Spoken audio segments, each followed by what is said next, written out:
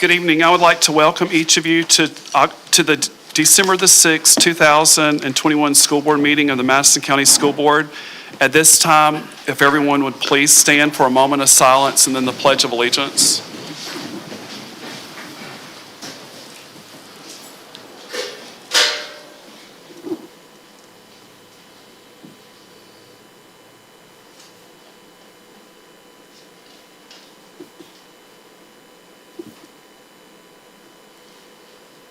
Okay, the Pledge of Allegiance. I pledge allegiance to the flag of the United States of America and to the republic for which it stands, one nation, under God, indivisible, with liberty and justice for all.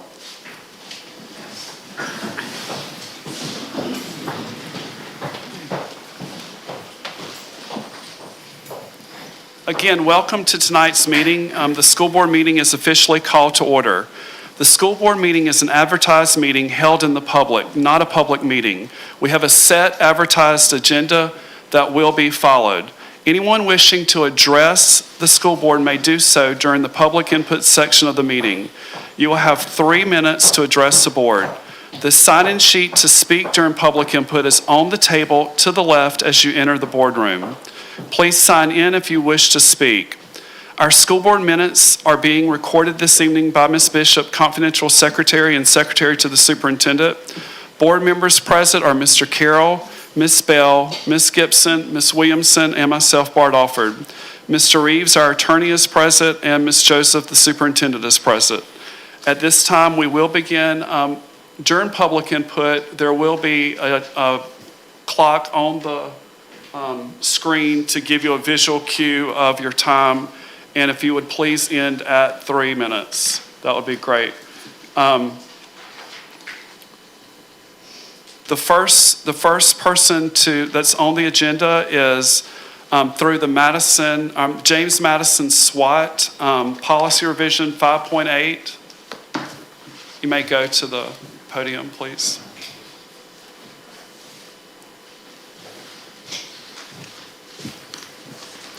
Hello. How are you guys?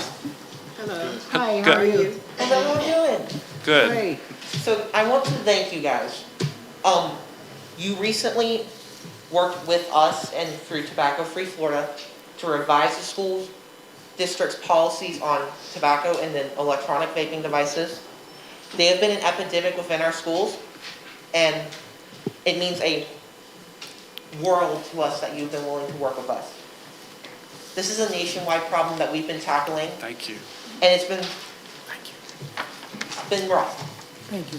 Tobacco products are as common as cell phones now. It's incredibly easy to get your hands on them, either through vendors not doing their job, not IDing properly. And they're often marketed towards preteens and teens. Even though it's supposed to be illegal, it's not enforced well. So by establishing this district-wide policy, you've stated very clearly that you will not stand for it in these schools and that you recognize the danger of these products and their long-term health effects on our students and on our teenagers. The board has proven that they're willing to stand and hold itself, students, staff, and visitors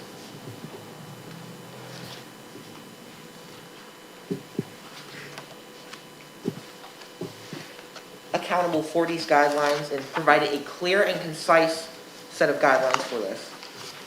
You've established programs to help assist with combating the addictive nature of these products. And this fight won't be won overnight. It's going to take more than one approach for it. It requires a multi-pronged approach. We have to utilize what we have, our existing resources, in new and innovative ways, and use it to create a long-term solution. You have taken those first steps today. And we thank you once again for your critical efforts on helping students working against tobacco to help get rid of vapes in our schools. Thank you. Thank you. And that was Andrew Pepper and Elisa Wheeler who just gave that presentation. Thank you. Thank you for presenting tonight. The next person on the sign-in sheet is Claudette Hicks.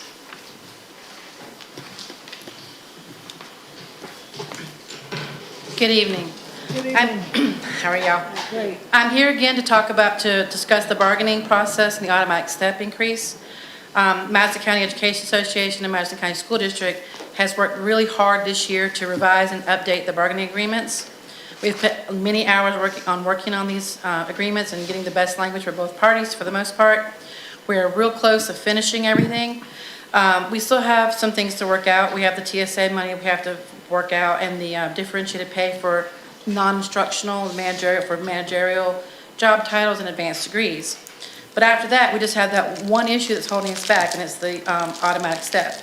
The fact that you guys are insisting that we get rid of it. Because of this one issue, no one has gotten their step raise this year. There are new supplements that could be paid if the CBAs were settled. Paraprofessionals working as full-time subs could make an additional $5 an hour.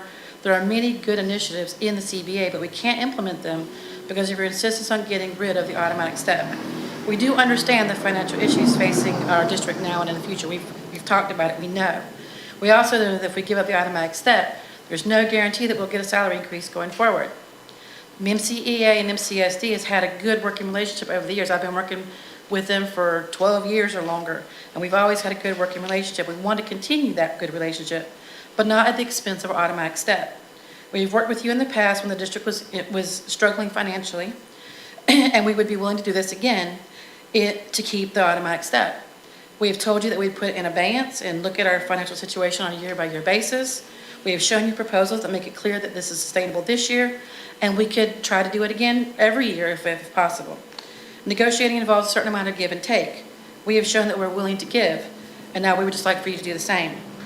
If you think we have a large turnover now and we have problems filling positions, take away the automatic step and see how hard it would be to keep people and hire new employees. It has been said that the automatic step isn't a factor in new employees coming to school, but it is, because I've talked to people and they said they didn't ask about it, but they knew about it, and that's one of the reasons why they came here. The employees of Madison County School District need to know that they are guaranteed a raise if the district's finances are in good order. Taking that away would be very detrimental to the morale of our employees, who are already facing increased work duties because of employee shortages, ridiculous insurance increases, and inflation just about on everything. I'm asking you to please reconsider your stance on the removal of the automatic step so the CBAs can be settled, morale can be restored, and our amicable relationship will stay intact. Thank you for your time. Thank you.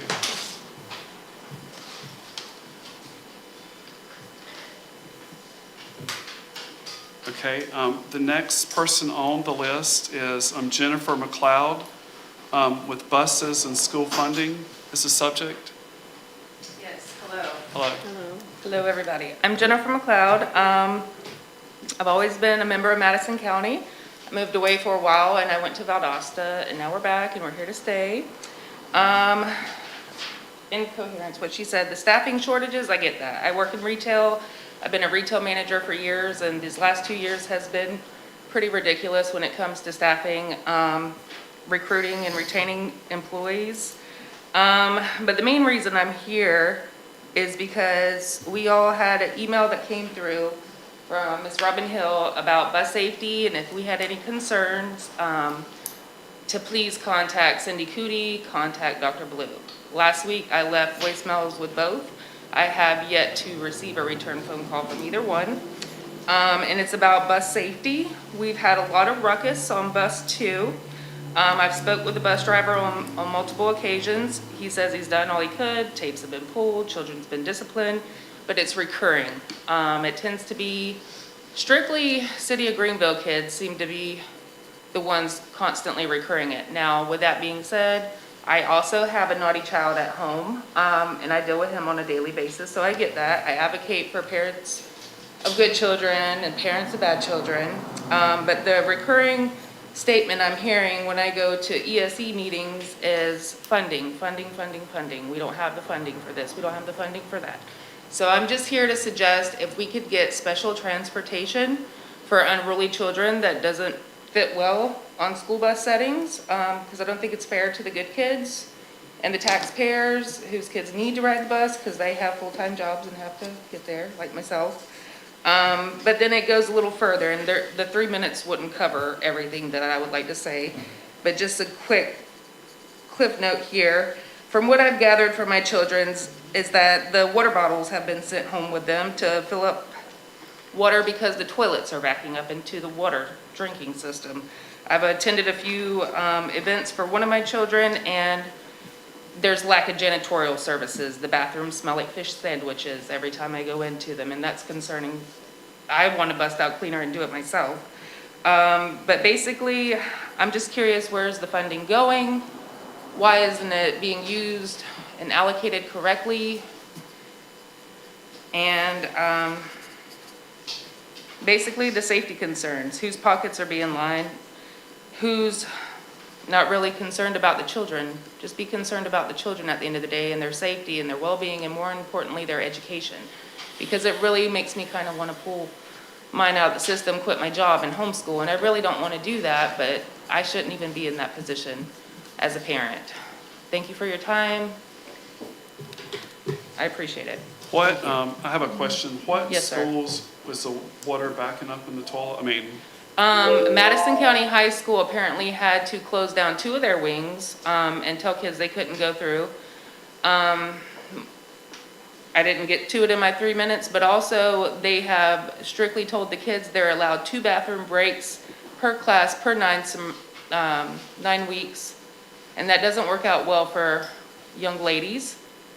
But yeah, that they're sending home water bottles to fill up the water, and it's just simple things like that. Like, we've got a good community, and I'm sure someone wouldn't mind going and helping out, getting these problems fixed, but it's also at the central school, Madison County Central School. Same issues. And from what I gather, there's only really less than a handful of janitors to get the job done. And you can tell by the way it smells that it's not being done on a daily basis. And with all the germs going around right now in the community, I think it could be done. okay. Thank you. Thank you. Okay, that's all for the public input. So at this time, I'm going to amend the agenda to add a 5.16 to include the discussion of the visit at Lafayette High School that occurred on 11/29. Mr. Finley and myself went to Lafayette High School and met with Mr. Stuart Hancock, the principal, and Ms. Paul again, the assistant principal, there at the high school. So that will be 5.16.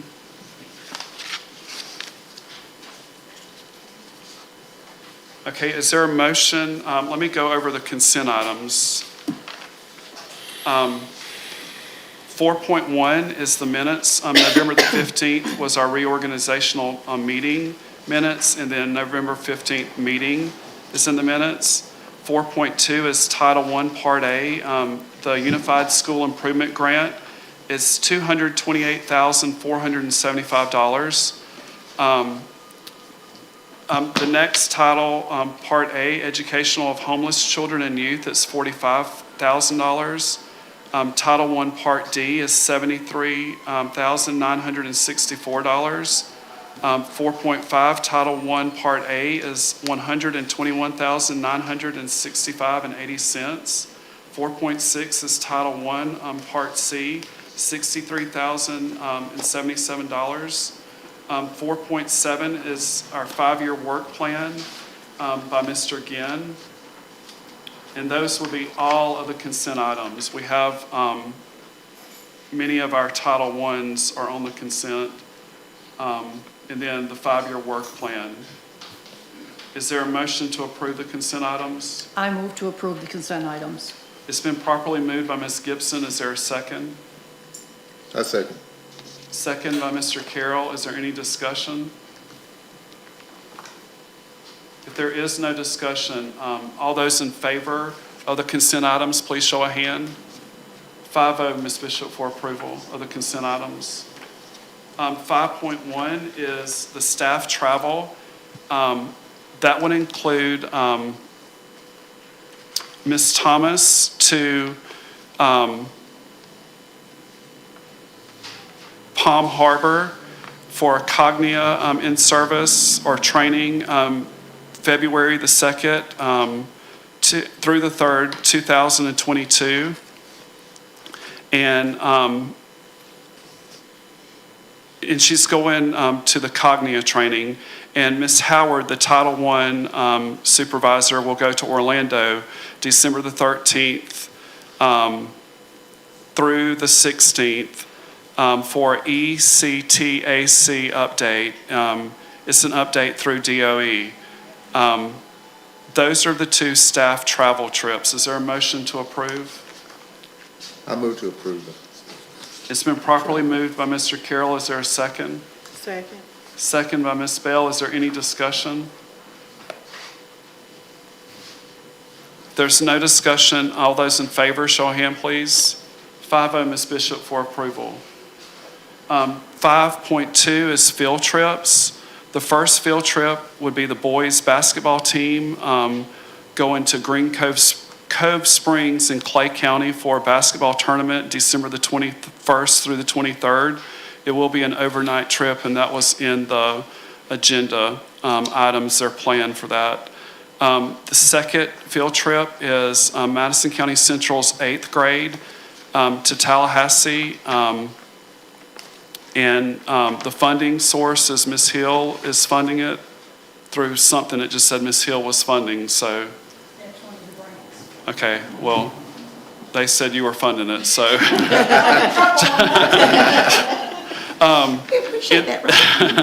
The third field trip is the Madison County High School FFA, 12-14. They're going to Branford. It's for Madison County High School students and 6 Madison County Creative Arts students. It's for leadership development.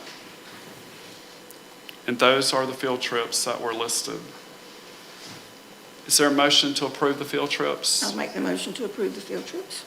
It's been properly moved by Ms. Williamson. Is there a second? Second. Second by Ms. Gibson. Any discussion? There's no discussion. All those in favor, show of hand, please. 5-0, Ms. Bishop, for approval of the field trips. Okay, the next item, 5.3, is the audit of school sites' internal accounts. Ms. Rainick and Mr. Bashir. Thank you.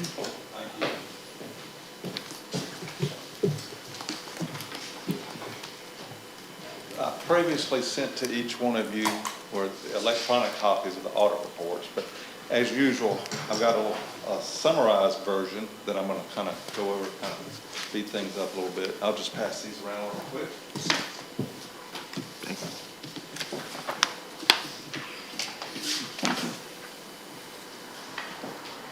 Thanks.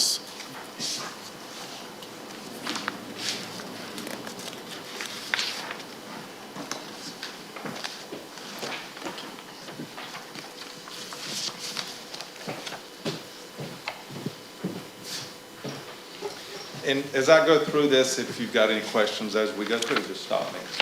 And I appreciate the opportunity to perform the audit again this year after many years of service to the school board.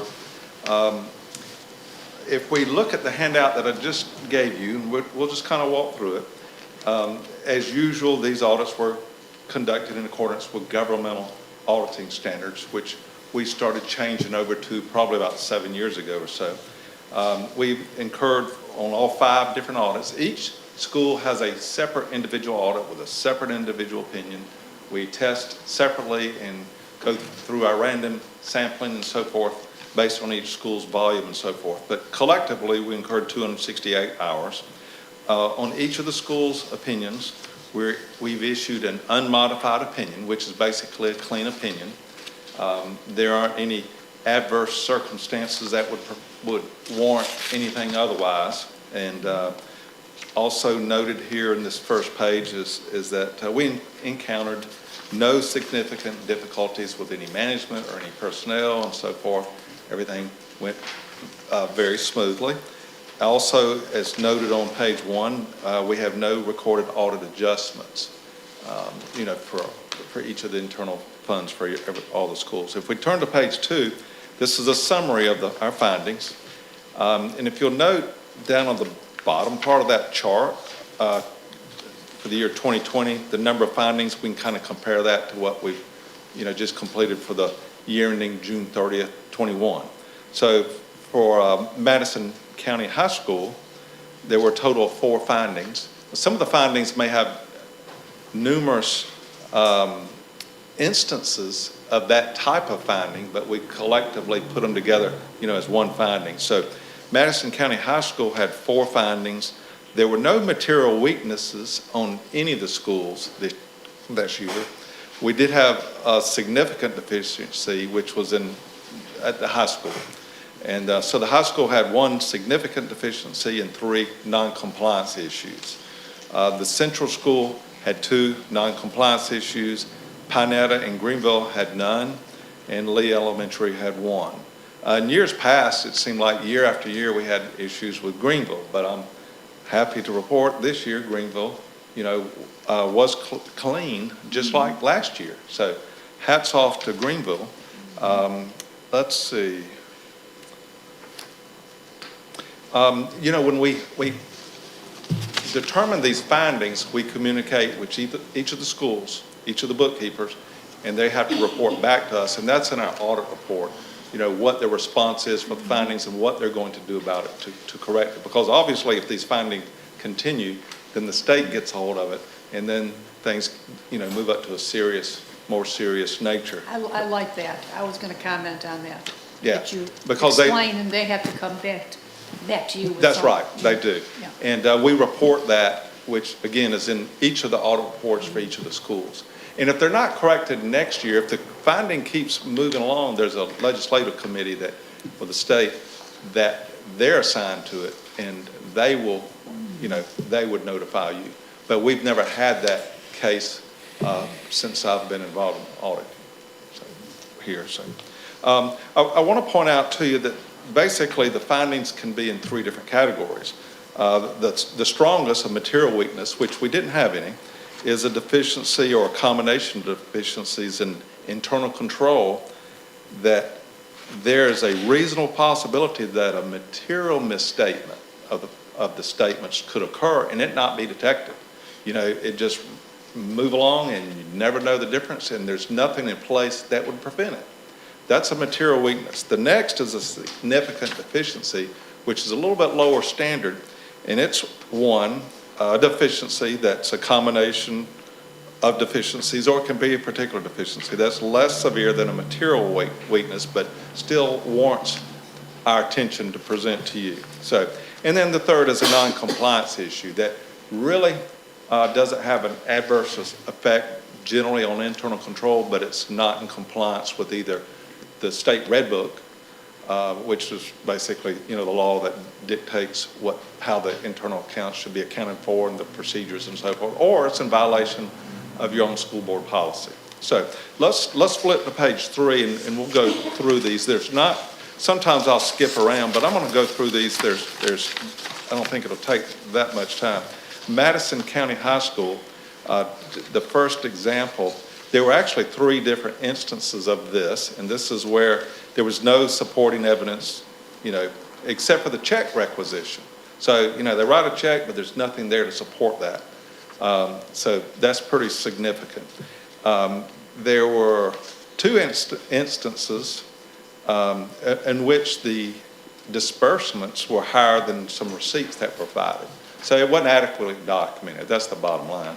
So, and this is in violation of your school board policy manual, section 6610-.d, and of which invoices or other approved substantiating evidence shall be required for all payments from school funds, including payments even from petty cash. So if we'll flip over to page 8, just to kind of give you, I've got a couple examples here. Page 8 shows 2 requisitions. Now, for this particular one, to give you an example, the reimbursement totaled $658.81. We had receipts for $600.62, and but there were some other issues here too. So, for instance, this is 2 requisitions on this one page that we put up here, but the top one doesn't have the name of the club or group at all. And the second one has the name of culinary, in which there is no such thing. So things need to be cleaned up a little bit there. And of course, the receipts don't total up either. So these two happen there's one for 363 and one for 41. And generally, when checks are dispersed, you have one requisition per check. You don't try to group them. But this went to the same person, Robin Smith. So that's why they were grouped. But and we've discussed this with the bookkeeper. It really needs to kind of be split out. But that's an example there. If we go back to page 3, the non-compliance issues, and we probably every year that I can remember, we've had this particular issue. And this is where the high school had 3 instances that we tested. And again, we don't test 100% of the transactions, or we'd have a heck of a lot more hours than we, incur right now. But out of the ones that we tested, there were 3 instances that there was no evidence of competitive bidding. And based on school board policy, if it's over $1,000, it requires competitive bidding. The one on the very bottom, the non-compliance issue, involves pre-numbered tickets. We brought this to your attention before as well, that basically in athletic events, there were 3 instances where admission sales at athletic events were not supported by pre-numbered tickets. And the issue there, if you don't have pre-numbered tickets, there's no accountability on those ticket sales. Let's say if I sold Ms. Gibson 10 tickets at $10 a piece, I should be collecting $100.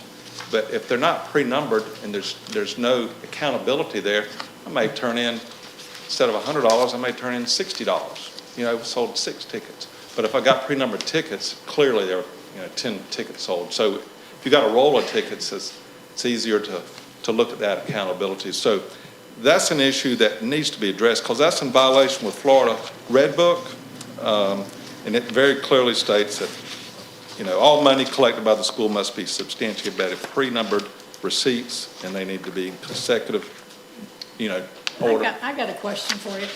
For instance, when they're going to the game and they're paying to park their car, okay, there's no tickets, there's no sales, there's no nothing there.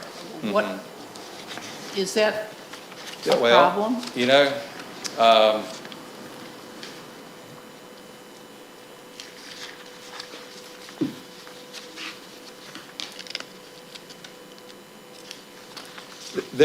There needs to be some way that's cumbersome. Yes, To I hand would somebody a think so. ticket and all that, that'd be cumbersome. Right. But there could probably be some kind of a system in place that they're accounted for. Because again, it's an honor system. Right, I'm sure there's not a problem, but I'm Yeah. thinking, you're collecting money and you don't really know exactly. Yeah, what it should be. And when you think there's not a problem is when there could be a problem. It's just some of the best Okay. people are tempted. What you don't want to do is set up the circumstances where it is easy to become a problem. So, Well, to protect everyone. yeah, it protects everyone. Protects that person. That person, It right. protects the person over them, protects the whole school. For whatever issue, you don't want to ever be hitting the front page of the newspaper on Right. some of these issues, So. Thank you. Okay. Let's see, in the last non-compliance issue, there were actually 2 instances where money collected was not deposited timely. And the Red Book requires funds that are collected must be deposited within five working days. And I think at one time, the school board was really strict and had to be deposited by, if I'm not mistaken, it could have been deposited the same day, which was virtually impossible for nighttime events. So, but y'all had changed that. But now, since the school board policy has changed, we're following Red Book. And there were the instances here that have been noted, and sometimes it's a full week's lap before the funds are deposited. So that needs to be addressed. Let's move to the central school and have an example here. The first non-compliance issue is where there was not documentation for competitive bidding. And there's an example, on page 6 of a requisition. The total was $1,827, broken down into 3 different invoices. And the bottom invoice was over $1,000. There was just nothing to substantiate any kind of competitive bidding. So as long as you got the policy, it needs to be adhered to. You know, if the policy for whatever reason is too strict, if you ever deem that on any of these policies, you know, it would need to be changed. But if you've got the policy, it needs to be adhered to. And so this is something that slips through quite frequently. The next non-compliance issue, there were 3 instances of this. And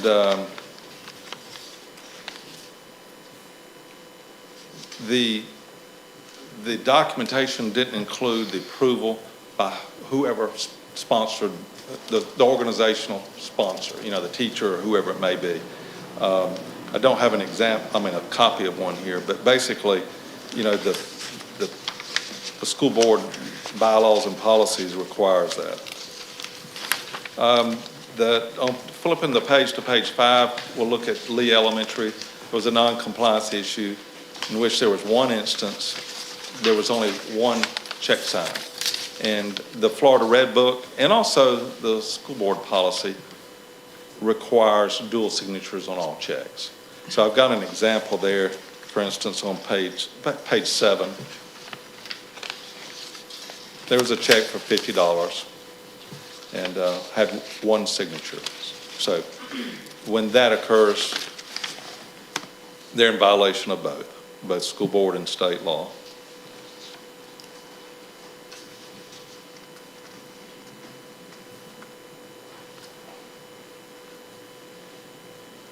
Yeah, and just on page 5, the overall recommendation is, you know, regarding disbursements, the dual signatures, all this needs to be thoroughly communicated with the bookkeepers, because the issue generally evolves around a changeover. You know, when there's somebody new, they've got to be retrained, and by the time they go through about maybe a year or 2 years of training on really what needs to be in that red, or what comes out of the red book or school board policies, you know, there's a change, whatever. But the dual signatures, you know, obviously are extremely important. It prevents, you know, you'd have to have collusion if there's disbursements going out the door that shouldn't be. So that helps.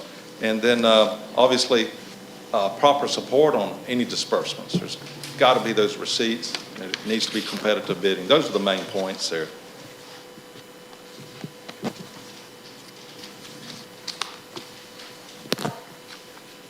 Any questions? No, sir. Okay. If you do, anytime you've got questions, feel free to give me a call. Okay, thank you. Okay. Thank you. All right, thank you. And again, appreciate the opportunity to be able to continue to work with y'all. Thank you. Thank you. Okay, is there a motion to approve the audit of the school site's internal accounts? I move to approve the audit of school site internal accounts. Okay, it's been properly moved by Ms. Gibson. Is there a second? Second. Second by Ms. Bell. Is there any discussion? There's no discussion. All those in favor, show a hand, please. 5-0, Ms. Bishop, for approval of the audit of school sites' internal accounts. Thank you. 5.4, personnel changes, Mr. Killingsworth. Good evening. Good evening. Tonight I have 2 instructional recommendations as well as 2 non-instructional recommendations. You will see that we have 3 names that, due to resignations, however, 2 of those 3 are basically taking jobs that are already, so fortunately we're only losing 1. And then there's 3 at the bottom that are doing leave of absence, and the middle name, that should be in transportation, not a teacher, okay? That's what I wish to bring for y'all tonight. Okay. Is there a motion to approve the personnel changes? I move to approve the personnel changes. It's been properly moved by Mr. Carroll. Is there a second? Second. Second by Ms. Williamson. Any discussion?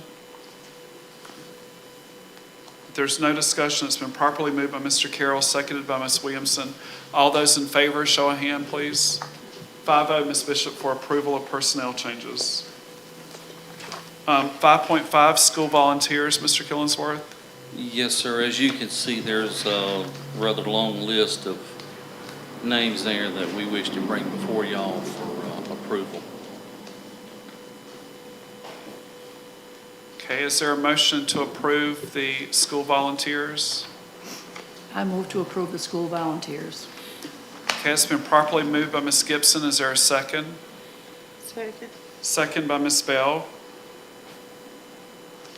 Any discussion? I was just going to say, Mr. Killingsworth, just for the public to be knowledgeable about this, what procedure do you use to certify a volunteer, let's say, or to clear a volunteer? They will go through, and depending upon what they're doing, Linda will end up checking them, vetting them out to make sure that they're able to come there. And it depends whether they're going to be in the classroom or, it depends on what the scenario is. So it may not be as extensive for some people as other people then? If it's less extensive, you are very superficial, the person would be, as far as their involvement or seeing anything. Okay, but each person has been checked out, of course, before they come in contact with children. Yes, ma'am. Yeah, thank you.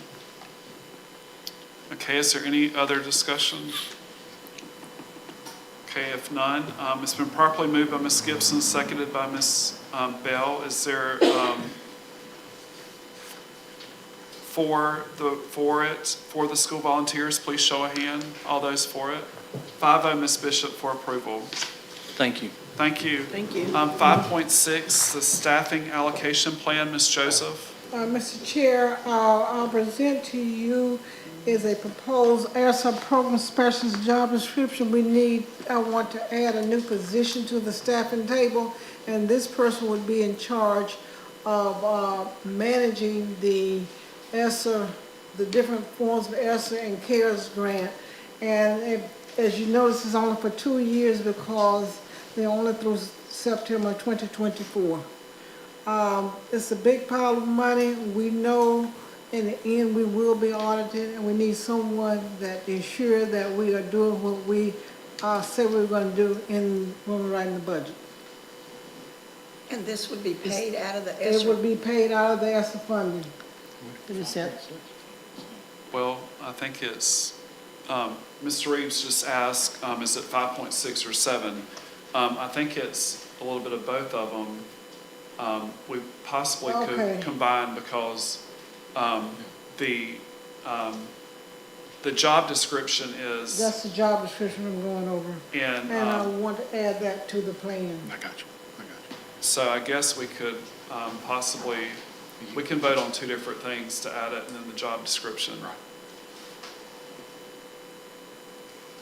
Now, the plan wasn't put on there though, right? I think what the superintendent's saying, now correct me if I'm wrong, is all she's doing is amending the existing plan to add this. Just Uh, admitting I it. just want to Staffing add this allocation. to that because Okay. it's not So on there. I think without you're fine to do that without a written plan. Okay. Because you know your present plan, you're just going to add this Just one going to add this position. to it. Yeah. Yes. Okay, is there a motion to add the ESSER Program specialist. the ESSER program specialist to the current staffing allocation plan, and it will be completely paid for out of ESSER, not the general fund? True. I move to approve the ESSER program I move to approve, to add This to the staffing table. the ESSER program specialist to the staffing allocation plan. Okay, get that? it's been properly moved by Ms. Gibson. Is there a second? Second. Second. Second by Ms. Williamson. It's been properly moved by Ms. Gibson, seconded by Ms. Williamson. Is there any further discussion? We'll be hiring somebody new, or if it's This going will to be be somebody? hiring someone new. It, What if we It's can't a new find- position totally because we're getting all this CARES money and we need someone to devote their full attention to maintaining and ensuring that we properly utilize it and spend it as planned. and have the documentation to support it, because we will be audited and we need the monitoring papers in place. And one important thing to remember is that it ends September of 2024, so it's not a long-term program, and once it ends, it will go away because we wouldn't have the money to continue it. Okay, is there any further discussion? If there's none, all those in favor, show a hand, please. 5-0, Ms. Bishop, for the approval to the staffing allocation plan. Okay, 5.7, the job description for the proposed Esther program specialist. The job description is through September of 2024. The annual salary is $45,000. And you can read what the performance is, the knowledge of, the ability to, and they report to the finance director, and it's a 12-month, 8-hour-a-day job. Any questions concerning the job description?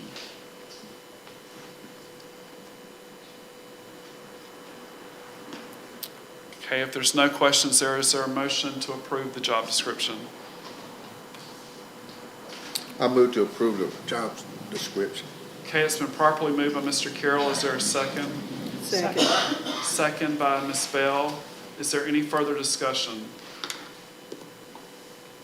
I think whoever's hired to do this probably should be told that when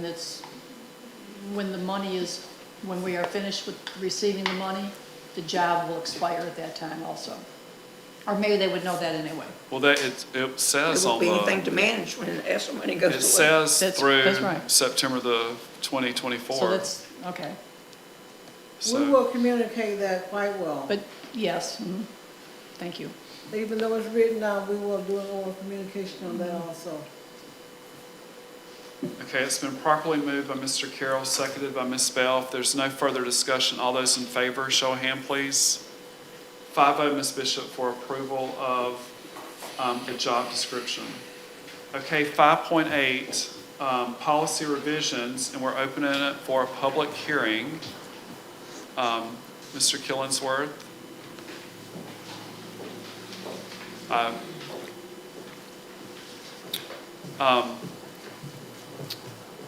The policies are from the last meeting. We advertised them, and there's quite a list of policies. Is there anyone who would like to address any of the policies? At this time, I'm opening it for public hearing.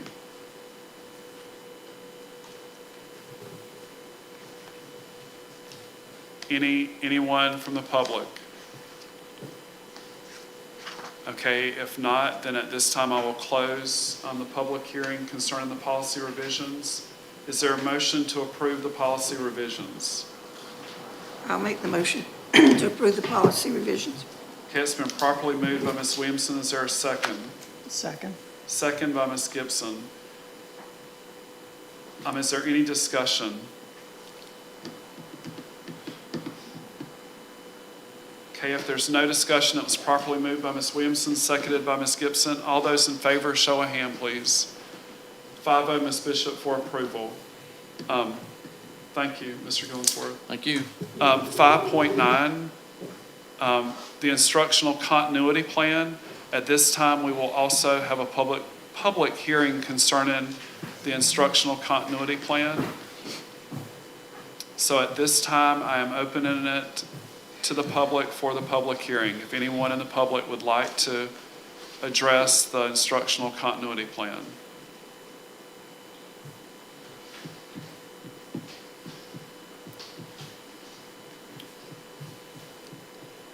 Ms. Hill, would you like to say anything concerning it? I will just say that that is the continuity plan that we will be proceeding with. And that is a plan that is to be in place in case anything happens to disrupt our normal operation of the schools. And so that could be, in the case of a tornado or hurricane or whatever, And so that is the plan that we will file with the Florida Department of Education. Okay. Okay, thank you, Ms. Hill. At this time, is there a motion to accept the instructional continuity plan? I move to accept the, Okay, it's been properly moved by Mr. Carroll. Is there a second? Second. Second by Ms. Williamson.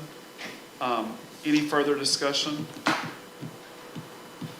There's no further discussion. It was properly moved by Mr. Carroll, seconded by Ms. Williamson. All those in favor, show of hand, please. 5-0, Ms. Bishop, for approval. Okay, number 5.11 is the lease query contract. I'm sorry, skip 5.10. 5.10, the instructional material plan, Ms. Hill, and that is on mathematics. Instructional plan we're looking at is concerning mathematics, and Ms. Hill is the presenter.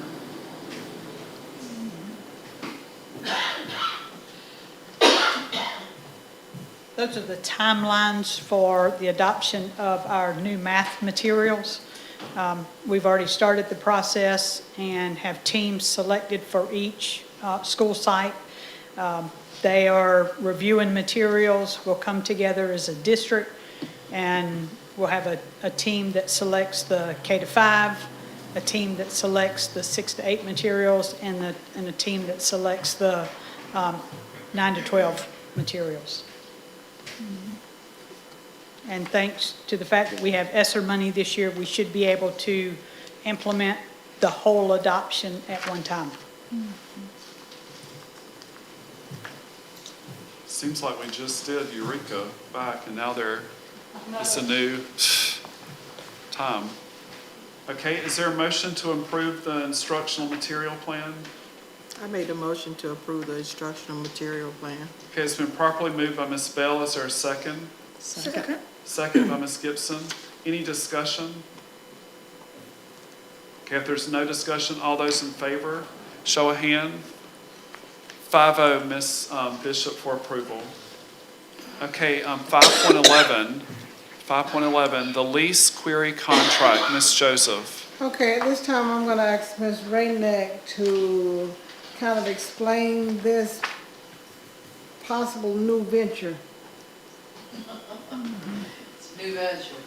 It's a new venture every day when they send us the new Yellow Book information and all the new approved accounting principles that we have to put in place and all the changes. It's almost like they're developing new roles for people out there with all these new accounting procedures.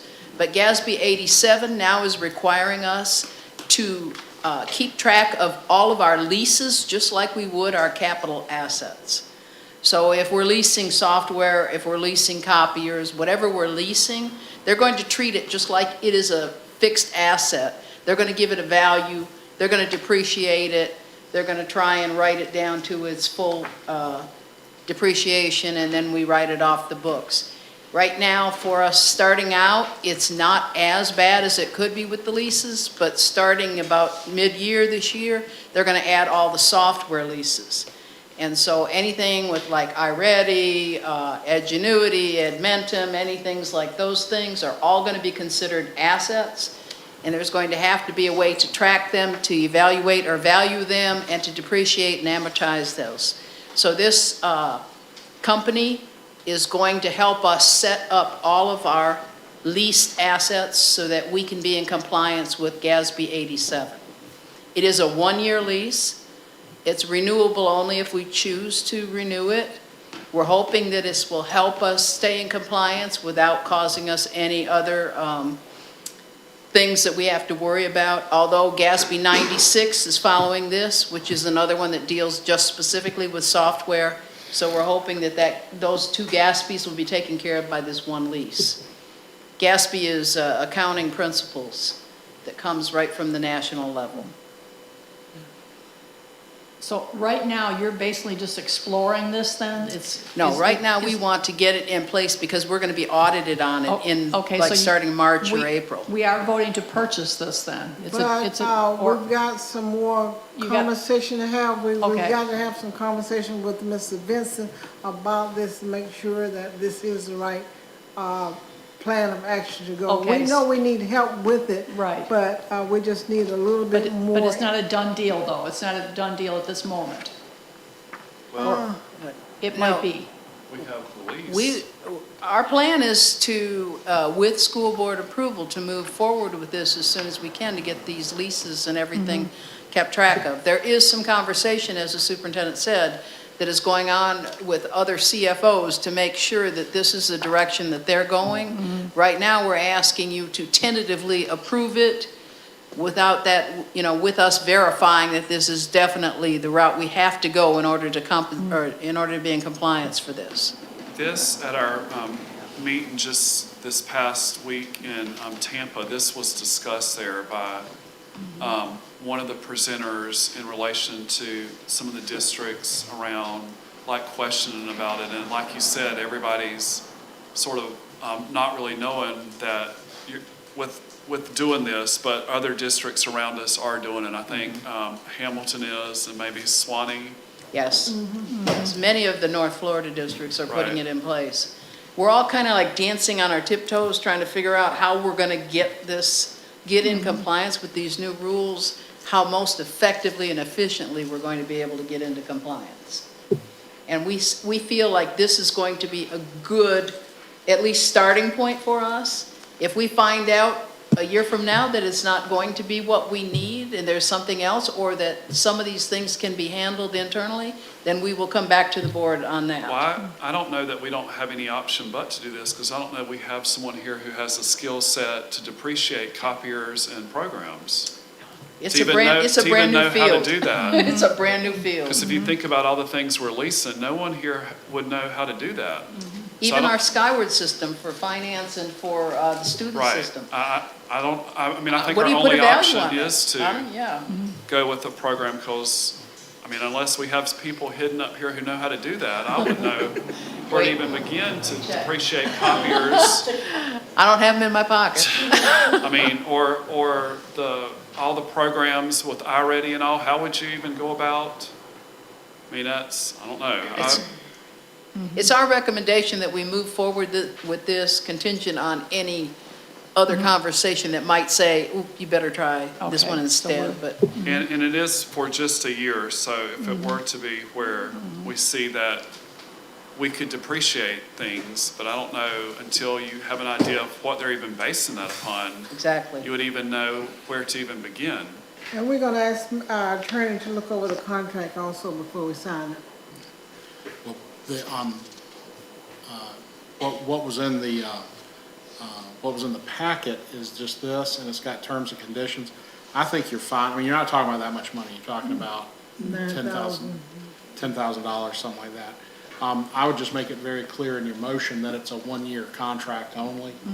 And, that's because it had some good stuff in what I saw in the addendum that they had that I think meets our laws, but if you do it for 1 year, I think you'd be fine. Okay. Is there a motion to approve the one-year contract with Lease Query? I move to approve the lease query contract for 1 year. Okay, it's been properly moved by Ms. Gibson. Is there a second? Second. Second by Ms. Bell. Any discussion? Okay, if there's no discussion, all those in favor of the contract, show a hand, please. 5-0, Ms. Bishop, for approval of the one-year lease query contract. Thank you, Ms. Raynick. See if you, Am I up next? you're now, okay. Okay, 5.12, the financial report, Ms. Raynick. Okay, just a couple of disclaimers before we start on that.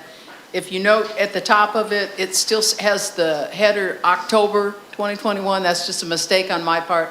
I just didn't update each individual fund number to say November. So I just wanted to disclaim that. Also, this report was done as of the middle of November, so it only includes things that happened until the middle of November.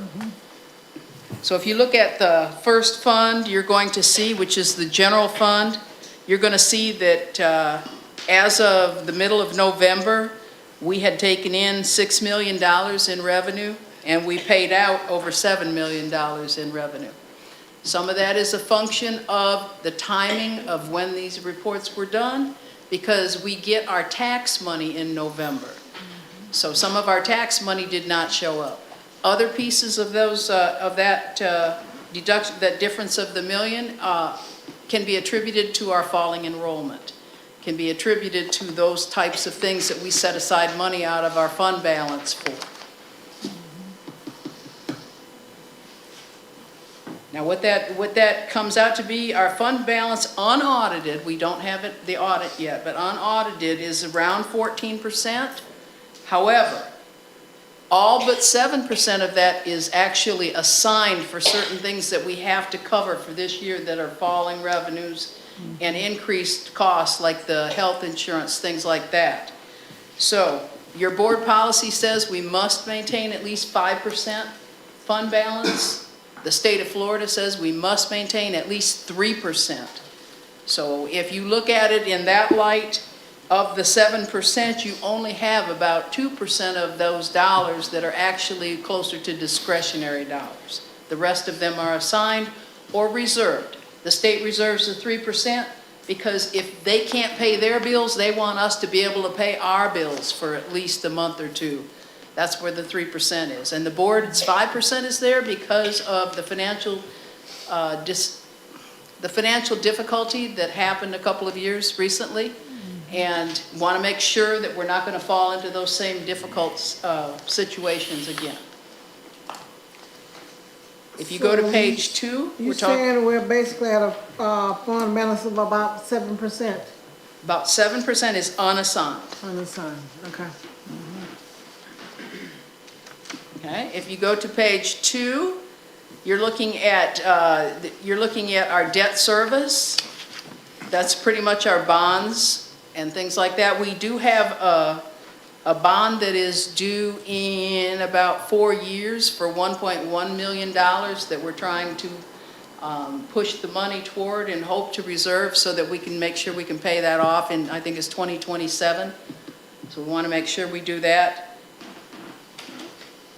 If you look at page 3, you're looking at our capital outlay funds. Keep in mind that we don't have new revenues coming in capital outlay. So those funds are there kind of protected for any emergency we have. Fortunately, with Esther, we've been able to push a lot of things like the air conditioning repairs to Esther, those type of maintenance things that we wouldn't have been able to do, and we would have had to dip into this $1.9 million to pay for. So we're kind of protecting that money because of any type of situation with a school that might pop up that we don't even want to mention because we don't want it to happen. If you look at the next page, you're looking at the first federal grant. Well, wait a minute, let me come back. I think I missed food service.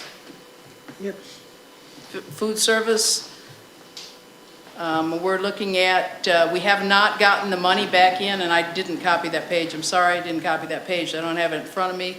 But the food service account is right now expecting funding to come in. We're pretty much at a break-even level on that. Hopefully we won't go in the hole. Last year we got a couple of little small grants for COVID that helped bring us back up from the losses that we had the prior year, but we're pretty much at a break-even level for that.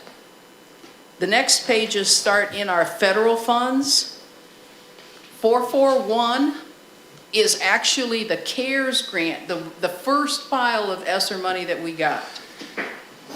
And in that fund right now, we're showing a deficit of $38,000. That's a function of an encumbrance that is going to be pushed to another federal grant.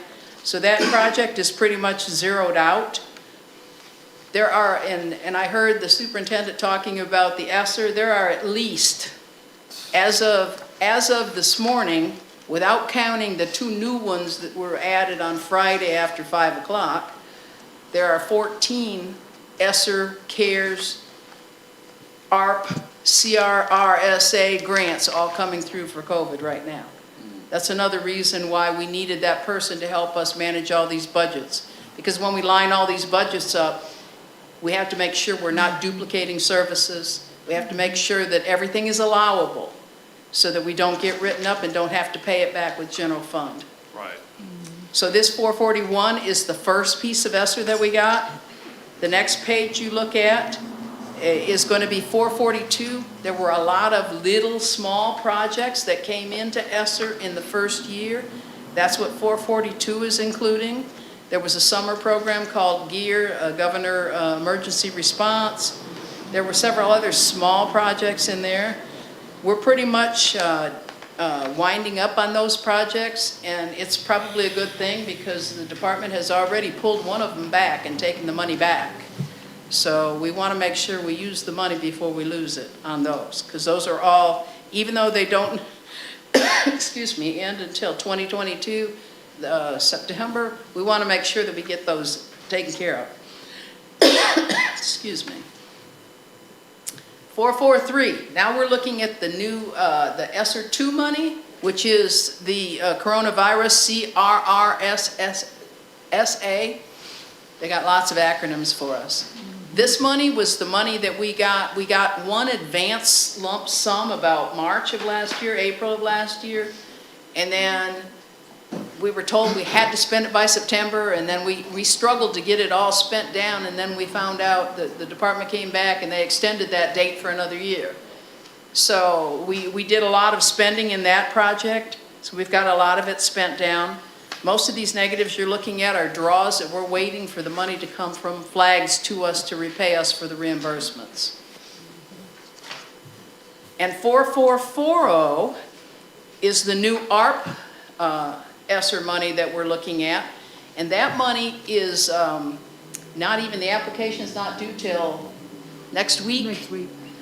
And it has to be approved by the legislature. So we're not expecting to even, excuse me, hear back on that project until sometime late January, early February.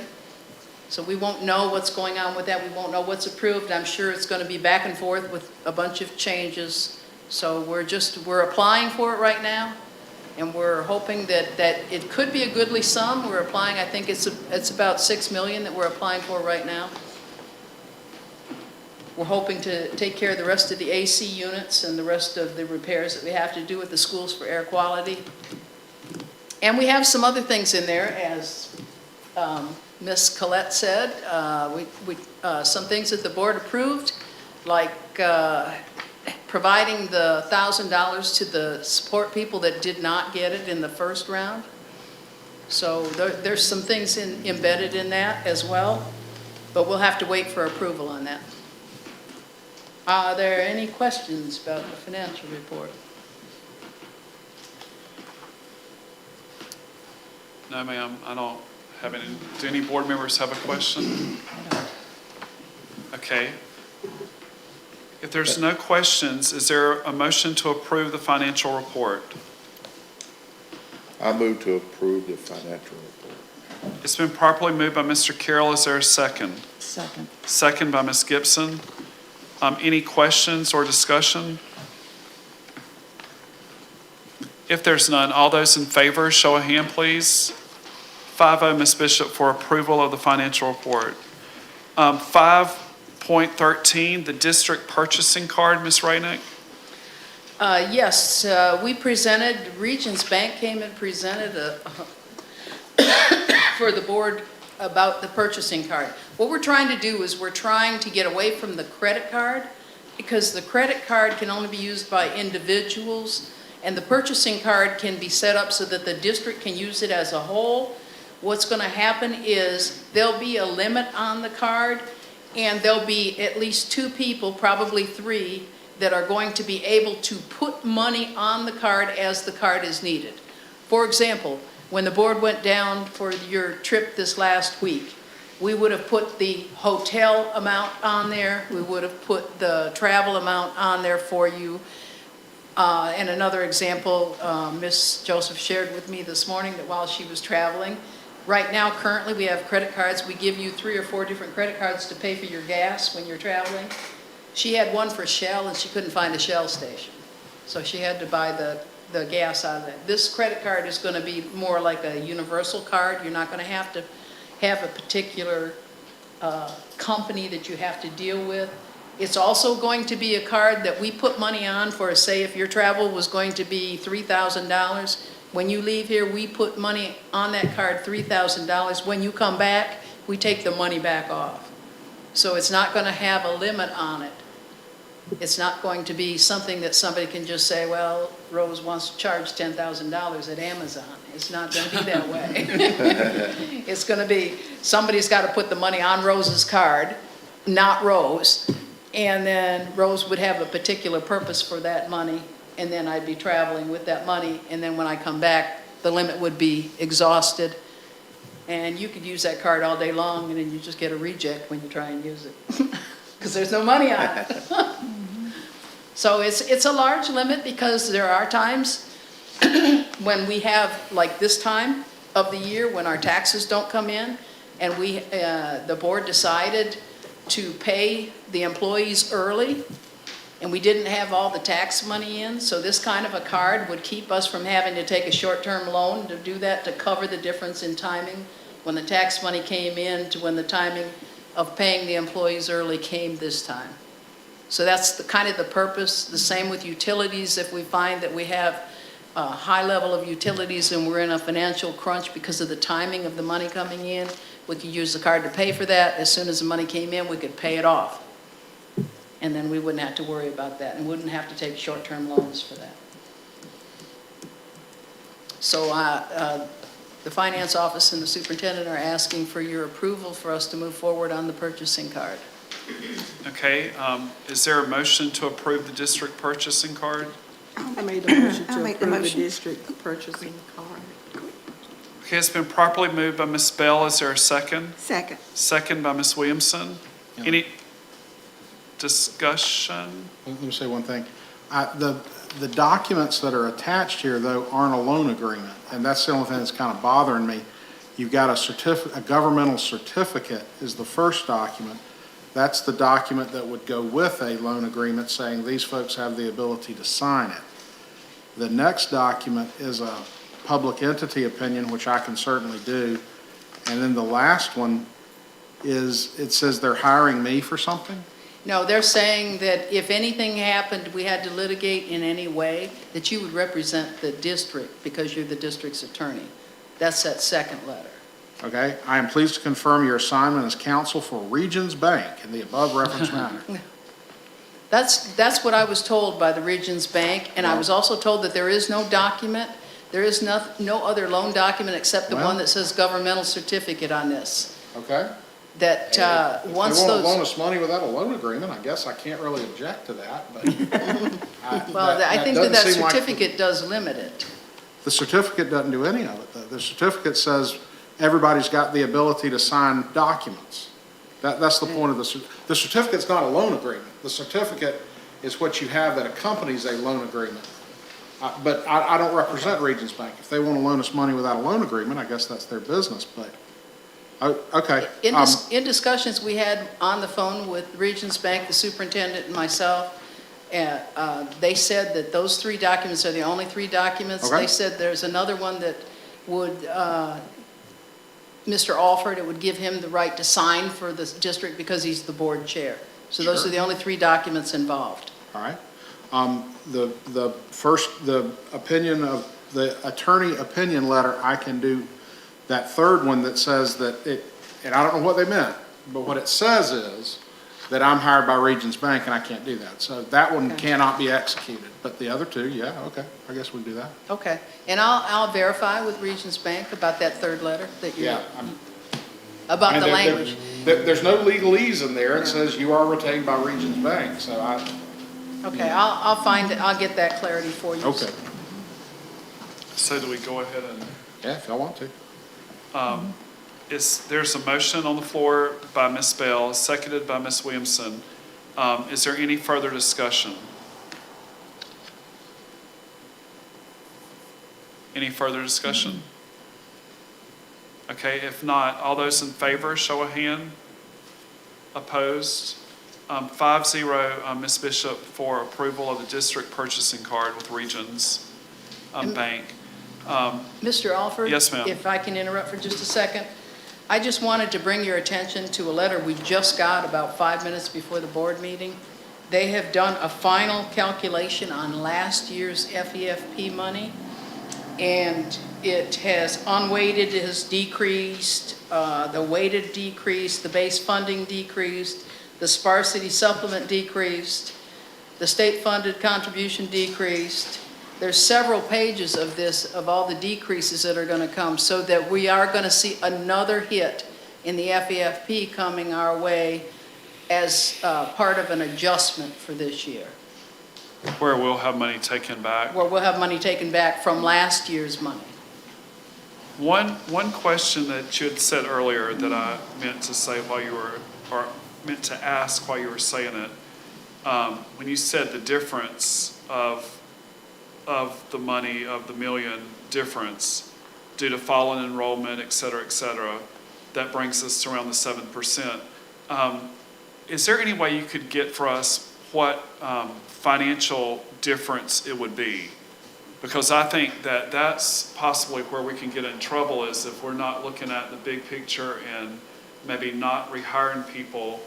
If our enrollment is dropping and we're having that big of a decline in enrollment, we need to be taking a look at that. So where if people are retiring, that we need to look at if the position needs to Yes. come back or not, so we don't get upside down Right. with our budget. Yes, and we also were asked recently to pull together just an estimate of how much going to minimum wage was going to cost. Right. And over the 4 or 5 years to get to $15 an hour, with nothing else changed, we're going to increase our payroll liability by over $500,000. Okay. That's not including the costs that it costs to get to there, but for the overall payroll obligation is going to increase by over $500,000 just based on today's money and today's Over how many years? 5 5 years, okay. So when minimum wage maxes out, is what you're saying? Right, Yes. The right. difference between where we are now? Yes, yes. And there's also been discussion already about how we're going to handle the compression of wages and things like that. So that's not figured into any of that. That's just the raw figures right now. I would just be curious of the number of what's caused it to be that significant. I mean, I know with you saying the money coming in and all, but I know we've also had students to leave. We have And- how many? We're thinking there's been a drop of about 100 students this year. So that would be close to $700,000 Yeah, gone. yes. Okay. Well, thank you for that. I think that's all for you presenting right now. 5.14, the revision of the 2021-2022 calendar, Ms. Joseph. Okay, Mr. Chair, we're bringing the calendar back to you, and the title says student calendar, but that should be 12-month person's calendar. That's the only calendar that's 12-month employee, that's the only calendar that we have some discussion about. Your 12-month employees, the contract says they are to work 248 days. Looking at the calendar, looking at the state calendar, we have January 3rd as a work day for 12-month employees. But after some research, that's the day that the federal government celebrates as the holiday is January 3rd. And so we needed to replace that date from January 3rd. And so the only day to keep from extending the school year, to keep from having to work during spring break was December 22nd. So we want to flip-flop those 2 days, make December 22nd a work day for all 12-month employees. And January 3rd is a day off for all 12-month employees. So you looked and there was no other date that could be? We could have taken a day during spring break, but they like to have that entire week off. We could have made one of those dates during spring day a work day for 12-month employees.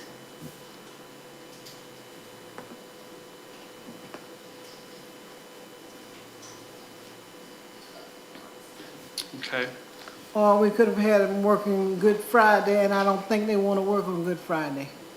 I think they'd rather come on the 23rd of December. They still have the same amount of time for the winter break.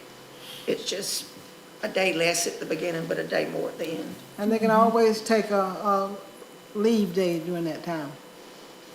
I just know some folks that had done planned a trip. They can fill out a leave time, that's fine. okay, is there a motion to approve the revised revisions for the 2021-2022 calendar? I move to approve the revisions of the 2021-2022 calendar. Okay, it's been properly moved by Ms. Gibson. Is there a second? Second. Second by Ms. Williamson.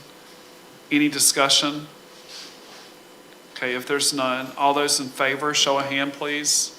5-0, Ms. Bishop, for approval of the revision of the 2021-2022 school calendar, or work calendar. 5.5, mental health counselor contract. We have a contract with Miss Antoinette, it's not come, SAP, to provide mental health within the district for full-time, 40 hours a week. Is there a motion to approve this contract? I made a motion to approve this contract. Okay, it's been properly moved by Ms. Bell. Is there a second? I'll second. Second by Mr. Carroll. Any discussion? Okay, if there is no discussion, all those in favor, show a hand. 5-0, Ms. Bishop, for approval of the mental health counselor contract. Okay, 5.16, I know at the last meeting we had discussed about going to take a look at Lafayette High School to see the possibility of our 7th and 8th grade going to our high school, because they have 6 through 12, to get some ideas of how it was going for them.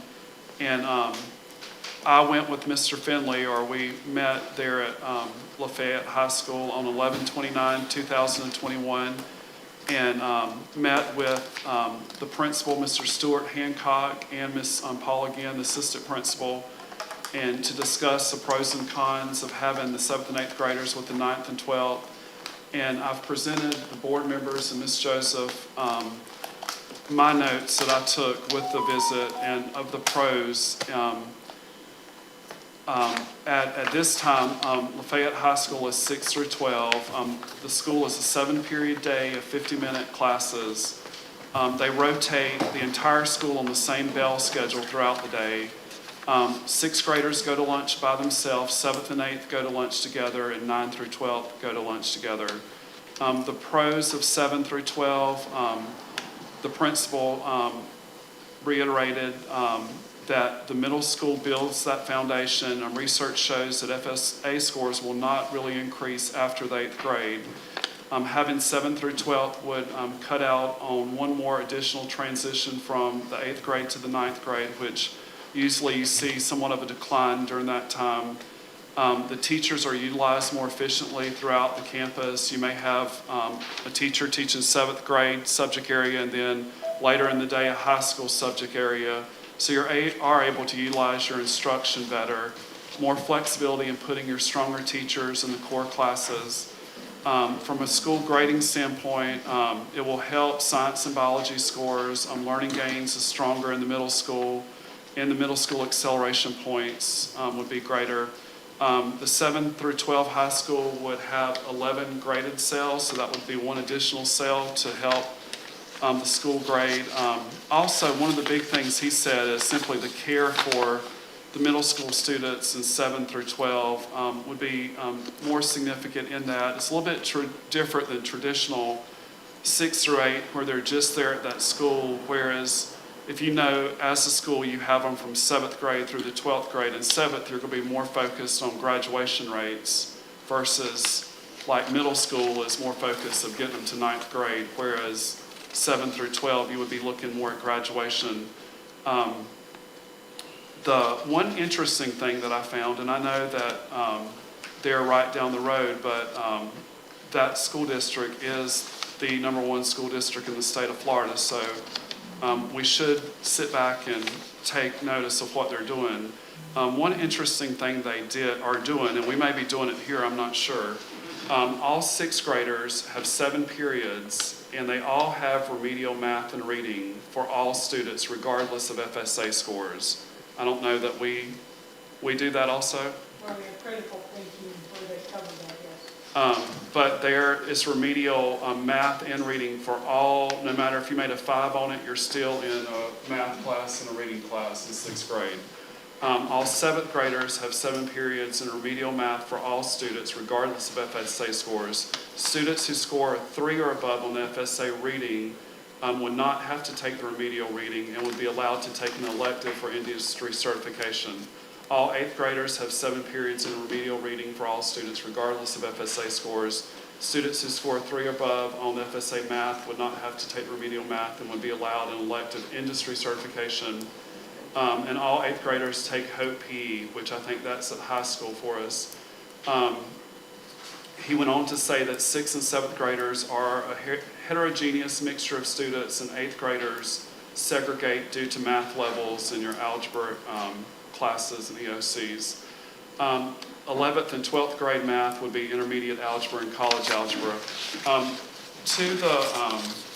The biology was one interesting thing. He was showing how his biology scores had really increased, and I think they wait to take the biology EOC to the 11th grade, and it would provide additional background knowledge for the student to have. When you look at it, unfortunately, we don't do the best of jobs teaching science at our elementary level. It's more focuses on reading and math, but in 9th grade it's Ag Foundation Science, 10th is Environmental Science, and 11th is in Biology. And their EOCs for biology were really, really high. Civics is also moved up to the end of course of the 8th grade. And it allows, U.S. history is offered in 7th, and again, you're having the additional year of instruction, increasing background knowledge and proficiency in civics. Mr. Hancock did say that multi-age students were together during the school day, during bail transitions, but did not express any negative issues regarding that. He did report that we should be more conscious of extracurricular activities than the school day simply because of less supervision during the extracurricular than in the school days. In the school day, from what he said, his staff are out and that's not really an issue, or it's not. However, extracurricular would be because you would have less adults out there during the extracurricular. He also stated that seniors really did not come to campus a lot due to CTE and dual enrollment. And many of the juniors also were in the same state, that 6th or 10th graders were on campus for the bulk of the school day. In discussing extracurricular participation, and that would be something we would look at. For the fall sports, football, JV football was 7th grade through 9th grade. Varsity was 10th through 12th. Volleyball was middle school, which would be 6th and 7th grade. JV would be 8th and 9th, and varsity would be 10th through 12th. Basketball, middle school, they have boys and girls. Middle school would be 6th and 7th, JV 8th and 9th, and varsity 10th through 12th. Baseball, again, they have middle school, JV, and varsity. Softball, middle, boys or girls, JV and varsity. Track was the one thing, they have 6th through 12, which that would, that would be something that you probably would need to look at. And band is 6th through 12th grade. And from our standpoint, it would save, that would be an instructional position that would be saved due to the fact of needing just one band director. Also, I'm not sure with supplements how it would affect with, that may be a savings also with supplements, but it was a very interesting meeting with him. A lot of, things that it does seem like we could try to do it. I know that we're looking at the numbers, and but I really don't see at this point that if this is not an option for us, then someone in this room needs to give us a written option that's going to give the students in this district an option. And we don't have another written option than this. And I know that there's some in here who are against it, but those who are against it, we need a written option that's going to give parents a choice other than Central, where they're not withdrawing students. That's all I'm saying about it. I mean, again, we have talked about it. We have talked about trying to improve the situation. There's a lot of opportunities for improvement, and we just have not seen those improvement or that improvement. So at this point, as a board member, we can't just sit here and say, well, we can't do it, and have a mass exodus of students going elsewhere. I mean, if we're going to do that, then we need to decide at this point who we're going to cut. Because there will be cuts, and it will, in my opinion, it will have to come from the top positions, because that's where your money's going to be. I mean, it won't be from teachers or aides. It will have to be either from directors or coordinators is where we're going to have to look at. So, I mean, and being on the board, when we had to cut before due to money, and if something is not done, I've been to one meeting, and that was out at Lee. And again, I haven't had the chance to go to Pinetta. Maybe you have, Ms. Gibson, but the parents are adamant. The parents are adamant. Us telling a parent that that's their only choice, parents have cars. They will get in the car and go somewhere else. I mean, we have got to offer an option that is going to be an option that is going to be best for them and best for the community. And I think that this is something to look at. I know that there's discussion with DOE, and when that time comes, I think as a board, we need to advertise a meeting, and we need to be here with DOE in the boardroom discussing with them where we have a seat at the table. But because, again, at the end of the day, this is our responsibility. This is the board's responsibility in schools. It's the superintendent's responsibility to set personnel, but it's our responsibility for school sites. I don't know how the other board members feel about it. I mean, maybe it would be interesting to see, and we can start. Mr. Carroll, what do you feel about this? I know we're gonna have to do something other, some kind of way. I just don't know how I know y'all went to Mayo, that school was set up for that. I don't know if our high school was set up for that. I just don't know. In speaking to the principal and the assistant that day, they said that there are classes where they have a class of middle schoolers next to a class of upper grade. That, I mean, it's during transition is when they're out. Mr. Finley could speak more to it. He was there also. Just primarily that transition first through third period, but then up their lunch schedule, they do have them separated. Right. And then the afternoon, they have the same lunch schedule. But his biggest concern was the extracurricular after school. Where you may have one track coach with 30 kids running track. That's where his biggest concern was. You don't have track. I know that we losing students because of, I mean, like the lady that was here today talking about on the bus and that sort of thing. And I don't know what her issue was about bringing water. I was gonna ask her, but she don't. But I know we gotta do something. We're losing students because they don't want to go to Central, and to keep from going to Central Middle School, they're going wherever, and then either homeschool, virtual school, charter school, and they're not staying. Right. And again, no matter what we say, that's not changing. That's not changing the dynamics. And again, you can try to rebrand it. I don't know that that's possible at this point. Due to the years of the bad reputation that it's had, it's on the persistently low performing school list. We've tried to bring it up, And again, at some point, I think that you have to try a different delivery model to see if that will improve it. We've asked for 2 different school numbers years ago. They wouldn't even consider that. I don't know why they wouldn't when another district has 3 different school numbers under the same roof.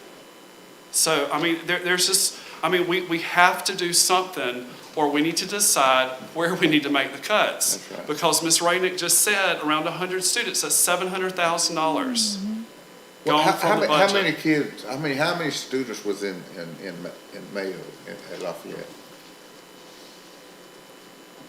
I can't recall the exact number. It's 6 through 12. Right, I mean, But they have 2 schools. They have an elementary and high school. right. He mentioned his grades 9 through 12 is a little over 300. That's the only number I had in my notes. 6 through 12? 6 through 12? 9 No, through 9 12. 9 through 12 was a It's little over 300. That's the only time he mentioned. I have a question. If we're gonna detour these outlying schools from the central school, me as a board member, I'm thinking that we are here for all the students. What's gonna happen to the central school students? What do you mean?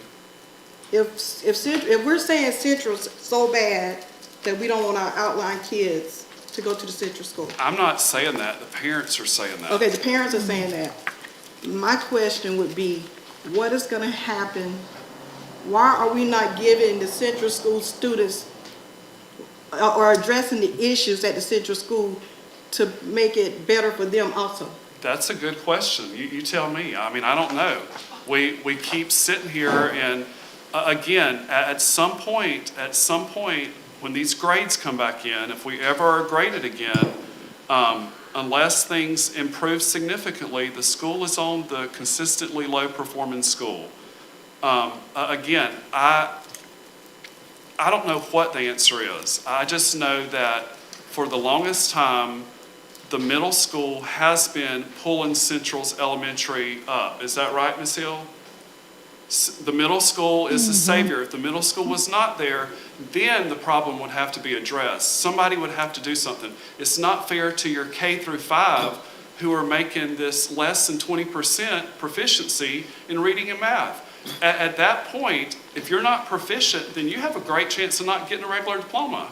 But I really want what's best for all the students in Madison County. Well- I'm here for all the students, not a certain section over here or pulling this one over there. I want what's best for all of them. Even the students at the central school, I want them to have what they need. Well, And we all don't they do. have what they need? I mean, If I hope they If we're do. up here complaining about the central school, I know. and that the parents do not want their students at the central school, someone's missing something, because if they don't want them at the central school, the kids at the central school are not getting exactly what they needed. Well, I'm going to refer to Mrs. Hill. She's the curriculum director.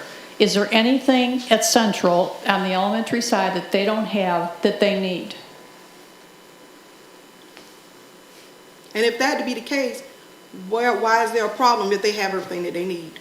Well, I think one of the things that they're lacking is staffing right now, and finding enough staff.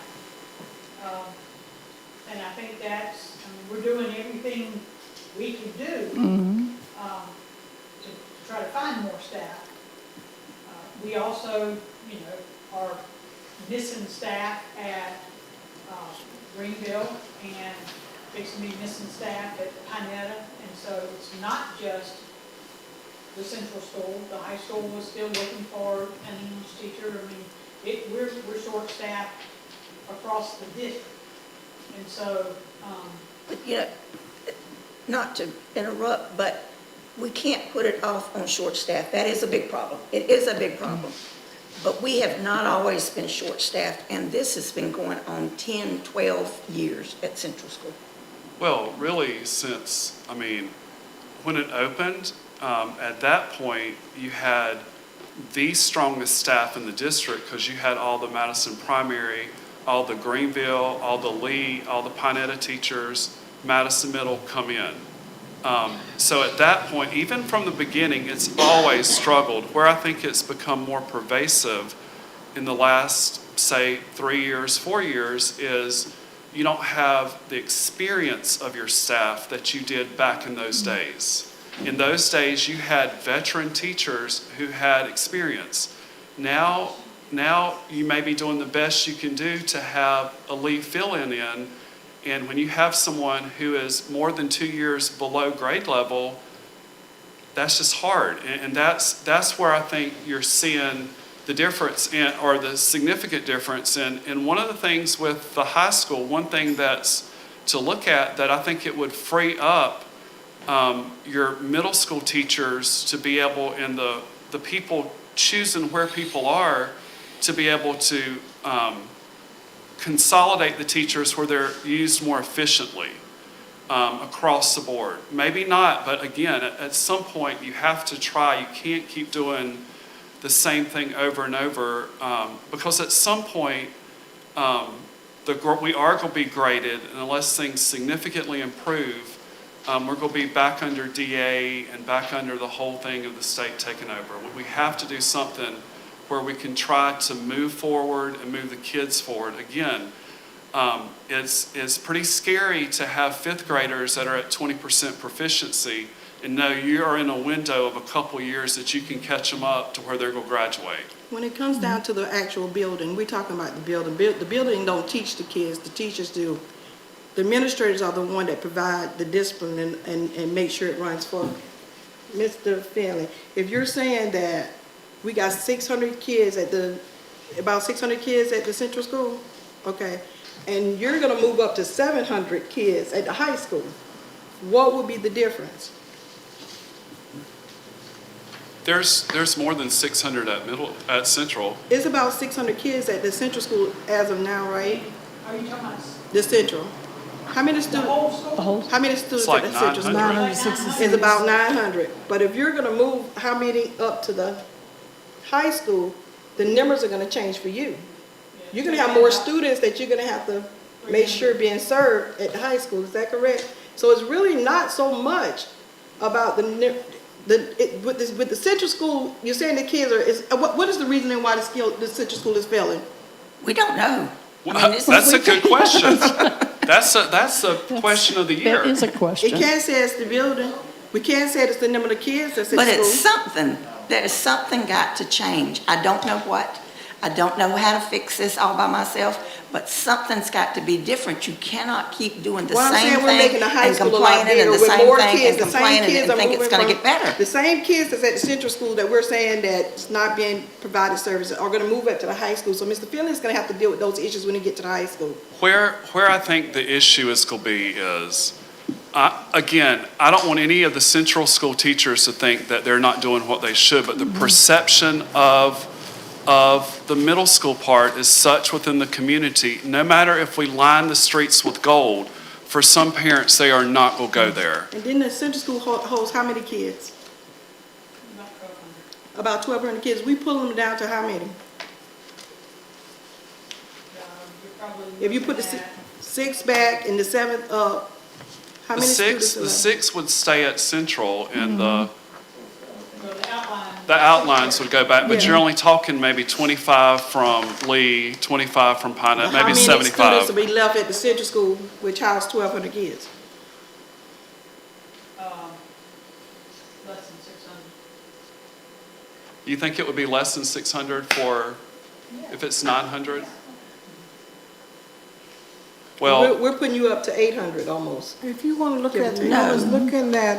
He's gonna have, he already said that it's gonna be about 800 in high school. About 220, 30 kids to move up. it would be about 700 he would be up to. If you did It was 100, 7 something, 743, something. something that way, because we was trying to figure out if we had enough capacity at the school for it. his Wasn't it numbers 6 for something? DOE was No, it was 7 465. And if you Okay. figured 120 in 6, or 120 in 7th, 120 in 8th, you're Mr. looking at Finley, how many 240. students will be moving how up? many are there I think on now? that paper it was 7 something. Board Say members, 120 in each grade level? I mean, if you figure that, 240? It's about 140 in each grade level. but even at 100, How many are there at the high school now? 280. If you would look at page 13 of your 5-year work plan, it will tell you about the capacity of the school and how many extra students are there. It's in on your board packet. On the 5-year work plan, look on page 8 of 13. These numbers that you're asking for are right in there. The numbers don't, that's not. But that's she not was an asking issue. about the No, that's- capacity and the present enrollment, and that's, If you it's did there. the 7th and 8th up, it would be right at 745 at the high school. For some parents, coming from those outer line schools, going to the central school, and they think it's a death sentence to go. They do, that's just what they think. For a reason, I don't know, but that's what they think. That's why we lose so many of them to go into these charter schools, and our fellows fixing to have to build on to theirs because of so many going over there. And- I mean, for some reason. But there, so you think that they want to skip over the central school and go to the high school? I do. From I those don't know that meetings, they'll want to do that. I know that, this is what I know. We have got to come up with some kind of plan. I don't know what it is. I would like to entertain how that would work, And not only I are know we when I losing, was in school, of course, that was back when Moses was, in Greenville, we had, it was 7 through 12. Madison too. 7 through 12. I want the outlying schools to prosper as well as, but I want something to be done for the central schools, so the kids that they're gonna be receiving the same of everything that the rest of the outlying, high school or whatever get. I don't I'm think gonna go nobody's back to saying Mrs. Hill anything. again. So Mrs. what happened to if the central school is not? They still gonna be a school, they just won't have, they'll be like the outer line schools and be a K through 6 instead of a. Pre-K But they're through saying the there's middle school. issues at the central school.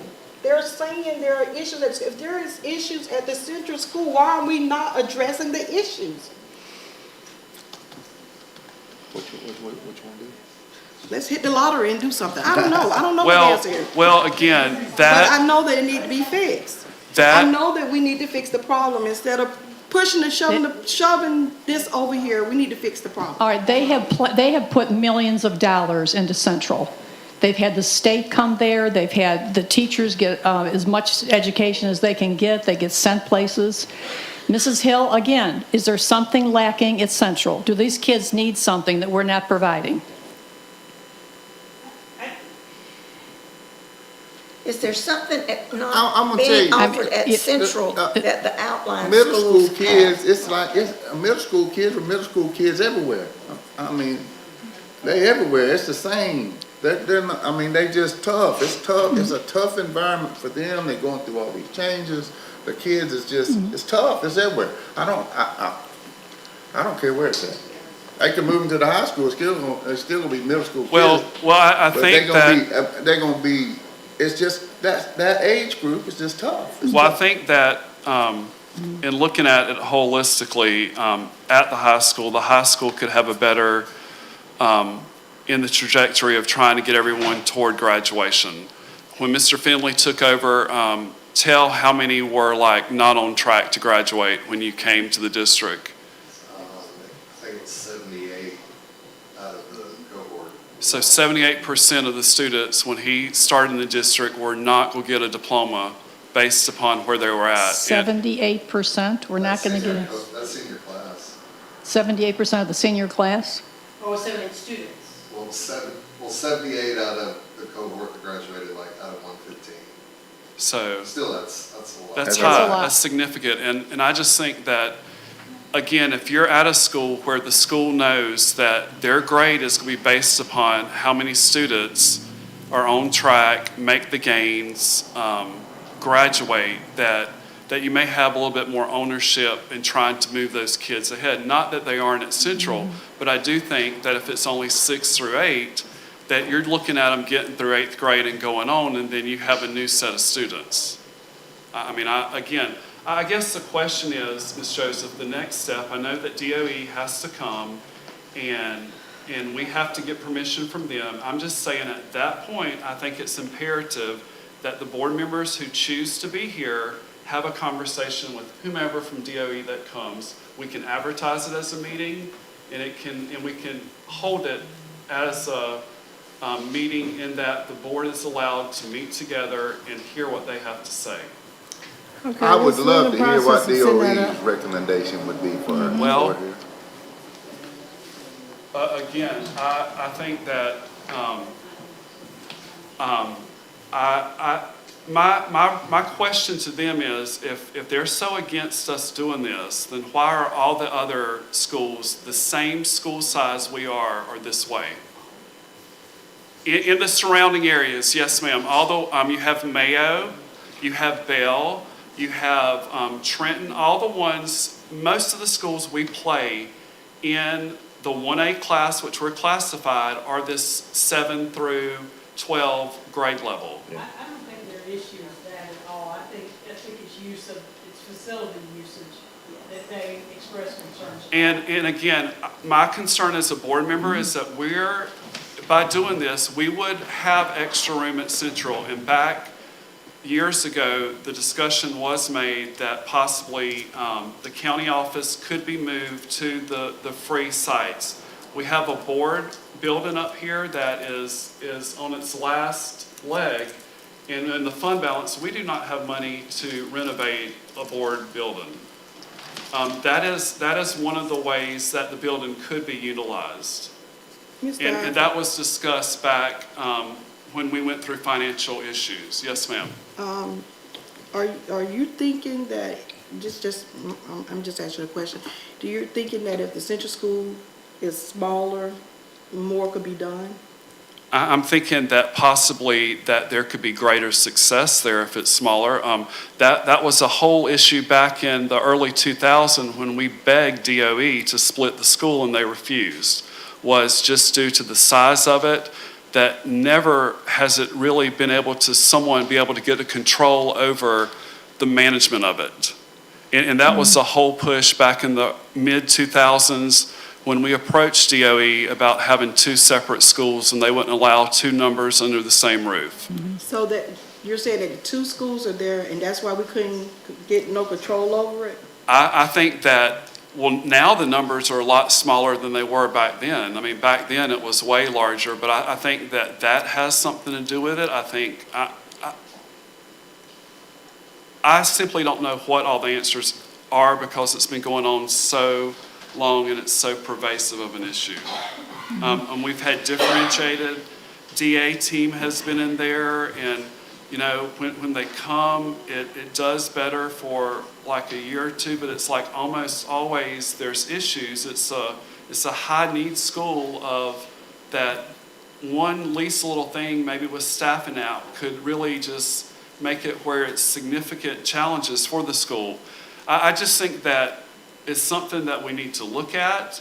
We need to have a serious conversation with DOE. Again, I don't know that they will approve it. If they don't approve it, then at that point, we have to come up with another option where parents in this district have an option other than what they have, so people are not exiting the district. And it's not only the children, it's the teachers are exiting Yeah. because they're sending their children to a charter school. The teachers are going to the charter school. The teachers are going, so I the mean, children I see get that. in. There's fear and there's worry when they leave their small schools. There's a lot of fear and there's a lot of worry. And we can't, as far as what they need, they get what they need. I mean, But you're still saying that, y'all still saying there's issues there. If there are issues there, why can't we address the issues? the issues have probably been addressed for years and years. There's been money poured into the school. They've come from Tallahassee. They've had the coaches over there. I think a lot of it is a perception by the public. You know, they just have this idea, and we can't seem to overcome that. So you're saying the school is not bad, it's just the perception that the people have of the school? Well, I'm talking about the perception, yes. Right, so the school is really a good school, but the perception of the people. Well, is there's the problem. excellent teachers. Now, we're not saying that they don't have good teachers there.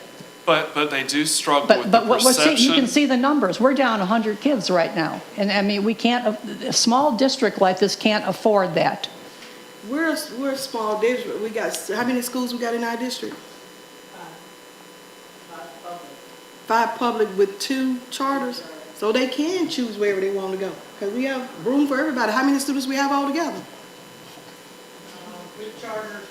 So we don't get no funding for them girls. That's what I'm saying. though. Where- And now where- that the academy to build a bigger school, they could take on more kids. And it's not the fault of the central school or our district. It's just that that's what's open. But where based upon the conversation at Lee School, where the issue is the middle school and parents become fearful and they start pulling kids out at the primary grades or elementary grades to keep from the fear of them not getting in. I mean, the fear is not for parents at your elementary levels based on conversations that they have, it's the middle school. Is what they're fearful of. It's the fear of their children attending the central school. Yes, ma'am. That's what parents have told me, and again, and they said if that was not an option, we would not be leaving. So when those comments are made, as a board, we have to look at that, because after a while, it's going to keep going until it is going to start affecting us financially, in that we're going to have to look at positions that are cut, and that may be where we're approaching. But again, we can't sit back, and I wholeheartedly believe that something needs to be done to turn the wheel academically at Central to where the proficiency is greater, where parents are not having that response to come back on with, oh, I don't want to send my child there, and you ask them why, and then they say, well, academically, it's on a persistently low-performing school, the proficiency rate. So again, I mean, as a district, we need to start with the perception. I mean, I don't know that can be changed. That's why I think that possibly the best way of doing it is creating a whole new situation for kids where maybe that the perception can improve at the high school level for them. I mean, I don't know. I'd like to hear what Mr. Finley has to say about it, because you are the principal at the high school. And what is your feeling about this, about the 7th and 8th graders joining you? I have the same notes that Mr. Alford has. I took notes as well. And And what stood out for me, and this is based off the principal of me, he feels there's a true advantage to the school grade. With the 11th cell alone, you get the middle school acceleration, right? I know we have an uphill battle, all of us, with the reading scores, but where we're raising our school grade to start off with at the high school is with acceleration and with graduation. So you get that 3rd acceleration. So that's going to help school grade.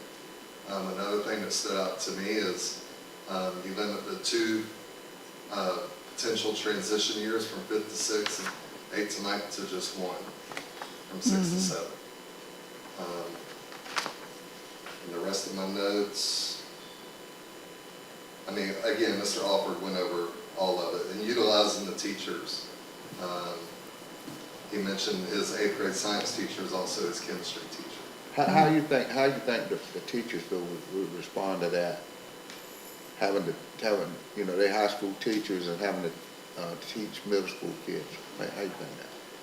I mean, if they're Would they walk on that? Well, if they're certified. I know that. I'm just talking about them, as, Miss Hicks, I ain't talking about you, I'm just gonna use you for a second. Like Miss Hicks, English teacher, and you stick her down there with, and she's certified to teach, and you was to put her in teaching a 7th grade English. That means, she's gonna have to, her plan, and it's gonna have to be for 7th grade English, 10th grade English, 12th grade English, that sort of thing. You know what I'm saying about that? We would try not to give them that many. I know you would, but I mean, I'm just saying, how do you think that they would react to that? Some may be okay, some may Not be. dispute it, but anytime we make a change with a teacher like that, we try to have a meeting beforehand. Yeah, I understand. I understand. I know that's a whole different set of dynamics, you know, when they have to do, but because that's just the nature of those kids at that age. You know, it's just a whole different.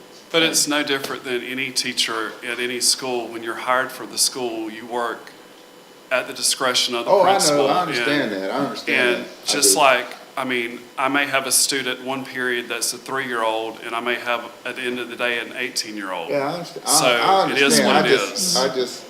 I just know that's a, you know. Well, just out of So you think it's a curiosity, good for idea? instance, an English teacher, would you be qualified to teach middle school? Okay, so that, your certification would be for 7th and 8th. 7th through 12? 6 through 12. Oh, 6 through 12, okay. My certificate is English 6 through 12. Okay, so most of the teachers at the high school are, okay, I They didn't. all would be. Mr. Finley, how do you feel personally? Is this a good idea?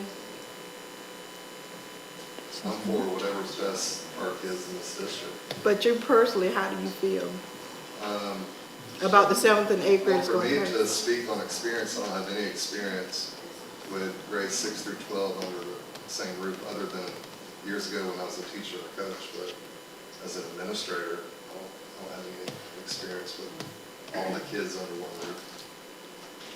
I can only speak to what this principal, and the present And you time- said that was, Lafayette's the #1, District in the state of Florida. yeah? Um, How about, I mean, I know Mayo is, I mean, have we talked to anybody from Trenton or, and, you know, different ones? Mayo is the only place we've been. I guess the next step would be to have a conversation with DOE and see Yeah. what they're going to allow. I mean, we could sit here the rest of the night talking about this. So, I'm in the process of setting that up right now. I'd like to hear what they had to say. well, I would. then when that's set up, then we need to schedule, Ms. Bishop, a meeting for the board, and the board will be at that time, This is and what best for all the children. they That's can, my the goal. ones who want to come can come, the ones who do not want to come don't have to come. But I, as a board member, I would like to hear what DOE has to say and I'd like for the them to hear reasoning. what we have to say. That's right. Does everyone feel okay about setting that up? Yes, sir. So Ms. Bishop, if you would set that up, please, whenever. That was the information concerning the visit to Mayo, and it was a good visit. And again, I appreciate the principal there, Mr. Hancock, and Ms. Ginn for taking their time and doing what they did. It lasted for probably around 3:30 to 5, so they took a great deal of time for us. Other items of interest to the board, superintendent items. Okay,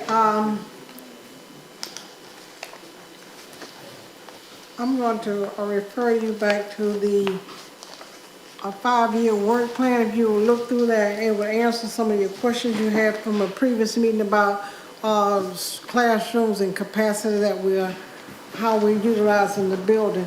Now, other items of interest to the board, the other week, Ms. Hicks wrote an open letter to the district about the situation with negotiations, and we sort of put a response in. Ms. Rainick has done a response, and I want you to look at it before we send this to the board, before we send this to the union. I need the board to look at this and see what we've said in response to her letter. Now, also, up under your board actions, one of the things we need to look at, because wages and your salary is a big conversation that we're having lately. And so Ms. Rainick has gone through and looked at the different benefits that the board is paying each category of worker. So you've got board benefits paid to 12-month administrative, board benefits paid to 12-month instructional, board benefits paid to bus drivers, board benefits paid to custodians, board benefits paid to maintenance, board benefits paid to teachers, board benefits paid to all people, and board benefits paid to food services. I want you to look over those given your comments, it is in draft form, and once we agree to it, or you say yea or nay, share it with the negotiation team to share it with the board, with the union. So at the next meeting, you want us to give a response? Yes, or you can mail it to me. When Email do we it. have our next negotiation? This is the 14th? 14th. So if you could look over and tell me anything that needs to see, any changes, whether you agree or not, we'll get rid of the draft and give it to our negotiation team to share with the Please, no talking in the crowd. This is a board meeting with a set agenda, and Ms. Joseph is trying to speak. All right, let me clarify that. You want us to look at the benefits, is that what you're saying? Yes, it Okay. has been posted on with. Right, I have them right here. In a I've got 'em. timely manner. Look at it, see whether you disagree or agree, or you see whether we've omitted some things. Because a person gets paid more than what's on their paycheck, and I don't know whether our employees understand that and know exactly all that we're paying. And so we spell this out to them. Okay? And with your permission, I want to give it to our negotiators to share with the union in the negotiation process. And so email me or email Ms. Bishop, and I would like them to be able to share it with the union during negotiation on the 14th. Okay, so let's shoot for at least by this Friday, maybe having an end to Ms. Joseph or Ms. Bishop, your response to that. Now, it's been posted. Do we have any questions about anything that's on here? I mean, I don't have any questions. I- Ms. Williamson, do you have any questions? Mr. Carroll? No, I've read all of them. Ms. Bell? No, sir. No, Ms. there's just a Gibson? tremendous amount of benefits. I mean, that's, So I don't, so Yeah, I mean, yeah. with that, you can go ahead. Okay, basically, we can Yes, take the ma'am. draft off and give it to Yeah. them to share with Yes. the union. Okay? We'll do. Thank you, Ms. Rainick, for compiling that. yes, thank you. Okay, is that all the superintendent items? That's all the superintendent items. Okay, attorney items? Mr. Chairman, we had one thing, last meeting, we were going to have a mediation with right of passage on that lawsuit. Ms. Joseph and I were there, attended the mediation. They had an issue with their folks that couldn't come at the last minute, and so we had to reschedule mediation. We will engage in mediation tomorrow morning at 10 a.m. It's done by Zoom. Of course, as a public body, what happens is mediation means that we all get together and try to figure out something we can agree to recommend back to you all, and then you all have to agree before it's done. And so if hopefully we reach an agreement, can bring it back to you, and we can get rid of this lawsuit. Okay, thank you. Is that all? Yes, sir. Okay, Mr. Carroll? Ms. Hicks, thank you for coming. I appreciate it. The lady, I don't know what her name was, I appreciate that. But, Mr. Metters, he said he had spoke to the board, and he met me at and he asked me to, I don't know what his first name, we always called him Tick, I think. Alton, I Alton, think. yeah, he said he spoke to y'all about naming the field or something other one time. He did. He did, and he asked me to just bring that up again, to not to let us forget about it. I wasn't here then, but I don't know. But anyway, I told him I'd bring it up. And I don't know how none of that stuff would work anyway.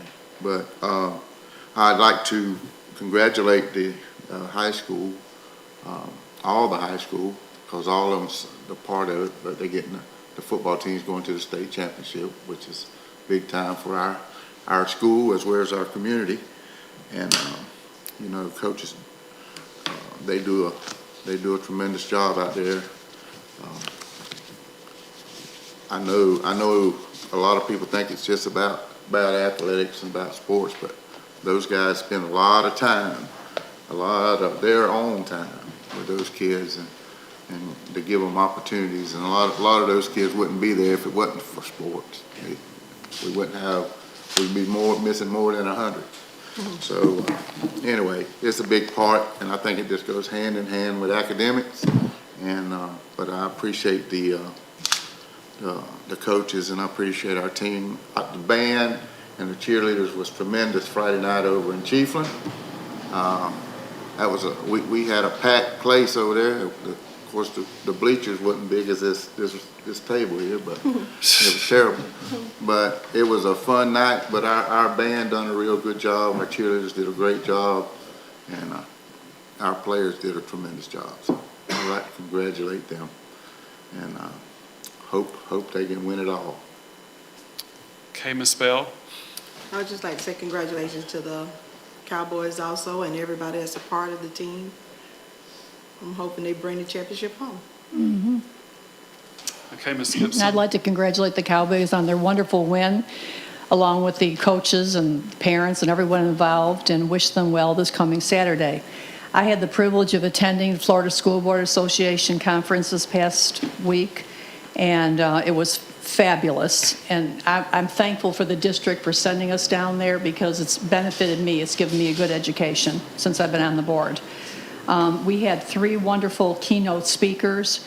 One of them, Simon Bailey, and he had this quote that kind of stuck with me. A man has made at least a stand on discovering the meaning of life when he plants shade trees under which he knows he will never sit near. And this guy was a failure. He said academics. He was a failure at football, a failure at basketball, a failure at track. He was a failure. He said everything until he met a teacher that saw something in him.